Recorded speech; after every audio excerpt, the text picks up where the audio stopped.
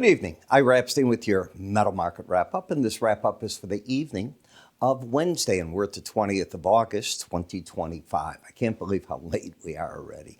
It's 6:40 p.m. We have a lot of economic data coming out in the morning, so buckle in because it's 7:30. Actually, you start at 6:30 in the morning with Atlanta Fed President Bostic delivering a speech at an executive committee meeting. We'll see if he mentions anything that the press picks up. But then we get jobless claims at 7:30, the Philly Fed regional business activity at 7:30. At 8:45, we go to the S&P Global Group, and they're going to give us your preliminary August manufacturing sector PMI. And I'm going to look to see if there's inflation showing there.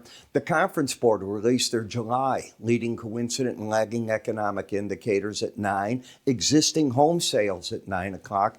And you saw mortgages went up an eighth, basically, of a point, a tenth. Didn't really do too much, but we're not getting a lot of action at this point. The EIA natural gas storage report comes out at 9:30, and we kick off Jackson Hole Symposium tomorrow. Now, at the 1 o'clock time frame today, we saw the Fed minutes come out. And simply put, there's two dissenters. I was looking to see if more were dissenting. They weren't. So the vast majority of the members thought it proper to not do anything on interest rates. In addition, I see a shift in focus. I know that everybody's talking the weakness in labor. When you read through those minutes, I walked away with the idea that they're more concerned, many of the members now, with inflation creep due to the tariffs. They're seeing it. Well, we know they saw it in the PPI numbers that came out. We saw that the CPI wasn't a soft number.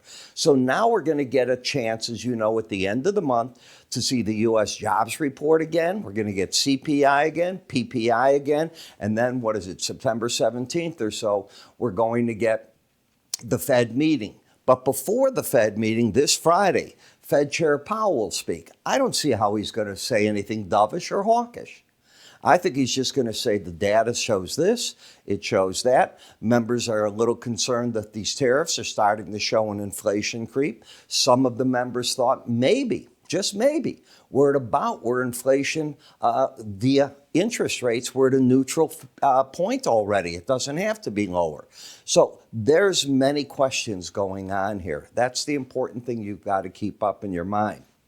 Now, another thing that happened to affect metals today was all of a sudden Russia wants veto power on anything for Ukraine's defense. In other words, yeah, all NATO members in Europe can defend Ukraine, but if Russia says, no, you can't, that's the end of it. Russia goes in, they can sweep, they can do whatever they want, and that's it. Do you think that will fly in your wildest dream?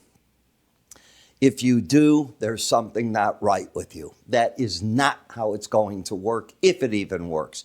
I don't think it'll work. I think there's as much chance in the next 2 weeks of these two getting together and arriving at a decision is there is with Israel agreeing to the Egypt-Qatar peace proposal when Israel today called up 60,000 more troops. So that'll give them like 130,000 troops. They're going to go into Gaza City, and this is going to get even worse than it is now because there's one mission. And what's left is now rooting out everything they can find that is Hamas. And if you think that they're ready for an Israeli state next to a Palestinian state, that could come. It could come now if Hamas probably would lay down its arms, give up its ideas, step back and let the people have their say. They won't do that. People in power want to stay in power, and they fight to the last person to do that, as you know. All right. So when we look at the markets, we had a break today in the stock market. Okay, but we get breaks in the stock market.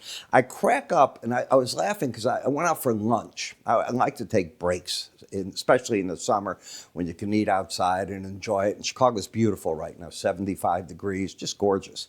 And I'm listening to the radio because I listened to the financial radio on the way out, and I'm going, wow, market's down. They don't even want to talk about it.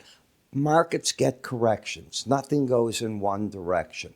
The tech stocks are frothy right here. They're giving some things up. The gold got a bid into it because people got scared and they bid up the gold market. Bonds and notes tonight are stable. They're not going anywhere at this point. You got to bid back into energy. Now think of what I just said about Ukraine and Russia. If President Trump feels that he's being played, and at some point he's going to feel that, if he can't get this deal done, why won't he put sanctions on Russia? That's his next tool to get Russia to the table. Lazarov is, they play a good guy, bad guy routine in Russia. The good guy, I know you'll find this hard to believe, is Putin.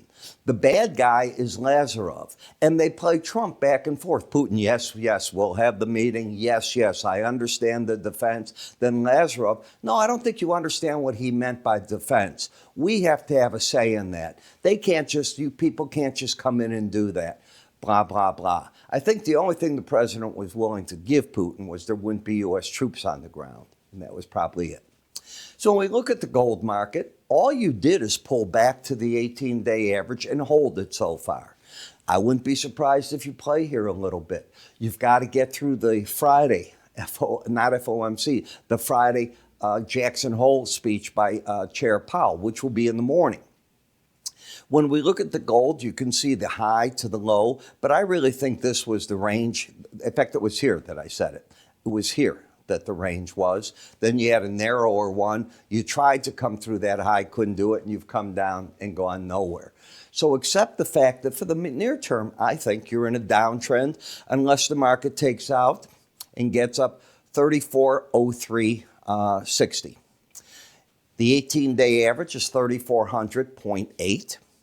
The market's holding the 100-day average. It's not attacking Bollinger Bands temporarily, and it's oversold as can be. So it needs no reason to get a short covering rally if that's what it takes. It could come from the stock market breaking again. You know, we haven't had a really good break this summer.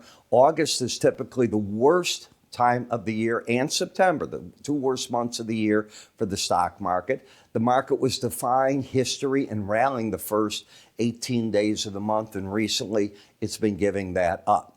When you look at the silver-gold ratio or gold-silver ratio, all you're doing is you've come back to the 18-day average and you're fighting your battle there. Silver made a run for the lower Bollinger Band, couldn't quite get there, and it's stuck at the 18-day average of closes in a minor downtrend. Copper just drifting, and remember what I said earlier, and I've been telling this to my subscribers. I think that what you're going to see is the 18-day average fall to this new price range that the market's trying to set up. And in the platinum, notice where the resistance is, the 18-day average of closes. Last but not least, the dollar rallied back to the 18-day average, couldn't get through it. It's still oversold. Why couldn't it get through it is a big question. So we have to see what's going to happen. Obviously, the one thing that I look at is if the Fed's going to cut rates, that's generally initially bearish the currency, and it comes down. If they don't cut rates, it stays higher, and that's a bit bullish for the currency. We'll see which one they want to go. I guess we'll find out a little more news come this Friday. Again, I want to remind you that the way to get more information from us up here, just click on any of the icons that you're seeing. It'll take you to our free offers page. Sign up for it there, and we'll take everything after that. I'm Ira Epstein. You have yourself a great evening. Watch the other videos, and I'll catch you in the morning flash update. Take care.